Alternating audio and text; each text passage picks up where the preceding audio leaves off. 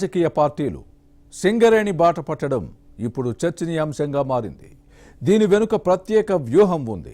సింగరేణి గుర్తింపు యూనియన్ ఎన్నికల్లో లబ్ధి కోసమే రాజకీయ పార్టీలు సిగపట్లు పడుతున్నాయా? కోల్ బెల్ట్పై ఆధిపత్యం కోసమే కొట్లాడుతున్నాయా?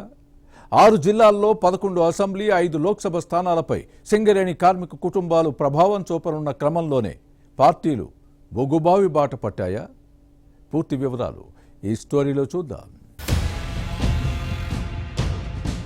తెలంగాణ పొలిటికల్ పార్టీలు సింగరేణి బాట పడుతున్నాయి. దీని వెనుక ప్రత్యేక వ్యూహం ఉంది. బొగ్గు గనుల్లో రగులుతున్న రాజకీయ వేడి వెనుక ఉన్న అసలు ఎజెండా బయటకు వస్తోంది. కోల్ బెల్ట్ లో పట్టు కోసం పార్టీలు వేస్తున్న ఎత్తుగడలపై రకరకాల చర్చ సాగుతోంది.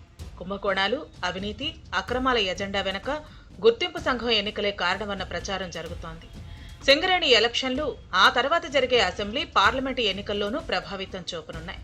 దీంతో పార్టీలన్నీ కార్మిక జపం మొదలు పెట్టాయన్న అభిప్రాయం ఉంది. నిజానికి షెడ్యూల్ ప్రకారం 2026 సెప్టెంబర్లో, అంటే మరో 3 నెలల్లో సింగరేణి గుర్తింపు కార్మిక సంఘం ఎన్నికలను నిర్వహించాల్సి ఉంది.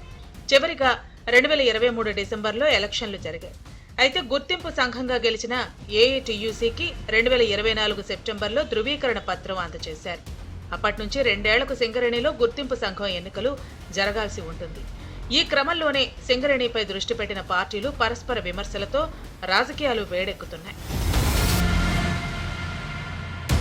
తెలంగాణ రాజకీయాలపై సింగరేణి కార్మికుల ప్రభావం కాస్త ఎక్కువగానే ఉంటుంది. 6 జిల్లాల్లోని 11 అసెంబ్లీ, 5 లోక్సభ నియోజకవర్గాల పరిధిలో కోల్ బెల్ట్ ప్రాంతం విస్తరించి ఉంది.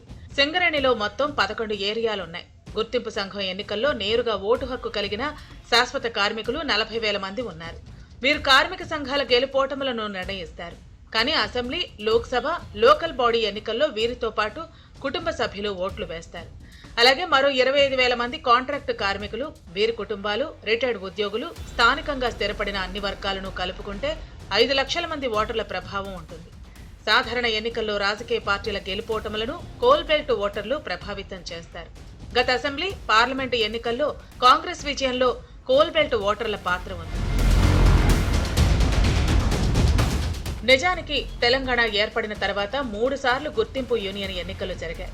2012, 2017లో బీఆర్ఎస్ అనుబంధ తెలంగాణ బొగ్గుగని కార్మిక సంఘం విజయం సాధించింది. కానీ 2023 అసెంబ్లీ ఎన్నికల్లో బీఆర్ఎస్ ఓటమితో రాజకీయ పరిస్థితులు మారాయి. ఆ వెంటనే జరిగిన సింగరేణి ఎన్నికల్లో సిపిఐ అనుబంధ ఏఐటీయూసీ గుర్తింపు సంఘంగా అవతరించింది. కాంగ్రెస్ అనుబంధ ఐఎన్టీయూసీ ప్రాతినిధ్య సంఘంగా నిలిచింది. ప్రస్తుతం రాష్ట్రంలో మారిన రాజకీయ పరిస్థితుల్లో వచ్చే సింగరేణి ఎన్నికల్లో కొత్త సమీకరణాలు తెరపైకి వచ్చే అవకాశాలు కనిపిస్తున్నాయి.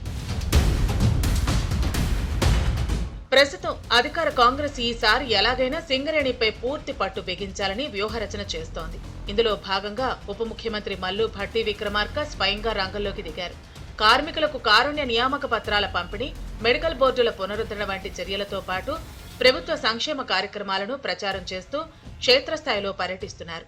మరోవైపు గతంలో బలంగా ఉన్న బీఆర్ఎస్ ఈసారి కొత్త వ్యూహంతో ముందుకు సాగుతోంది. బొగ్గు స్కామ్ జరిగిందంటూ ఆందోళన చేస్తోంది. ఇక తెలంగాణ రక్షణ సేన కన్వీనర్ కల్వకుంట్ల కవిత, హిందూ మజ్దూర్ సభ, హెచ్ఎంఎస్ తో కలిసి కోల్ బెల్ట్ లో బొగ్గుబావి బాట పట్టారు. మరోవైపు బీజేపీ సింగరేణి భరోసా యాత్ర నిర్వహిస్తోంది. ప్రస్తుత గుర్తింపు సంఘం హోదాలో ఉన్న సిపిఐ అనుబంధ ఏఐటీయూసీతో పాటు ఇతర వామపక్ష విప్లవ కార్మిక సంఘాలన్నీ తమ సంప్రదాయ క్యాడర్ ఆధారంగా పట్టు నిలుపుకోవాలని ప్రయత్నిస్తున్నాయి.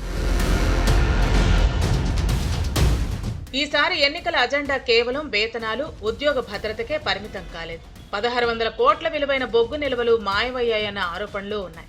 టెండర్లలో అవకతవకలు, సింగరేణి ప్రైవేటీకరణ ప్రయత్నాలు, డిపెండెంట్ ఉద్యోగాల భర్తీ వంటి అంశాలను ప్రతిపక్షాలు ప్రధాన అస్త్రాలుగా ఎంచుకుని పరస్పరం దుమ్మెత్తి పోసుకుంటున్నాయి.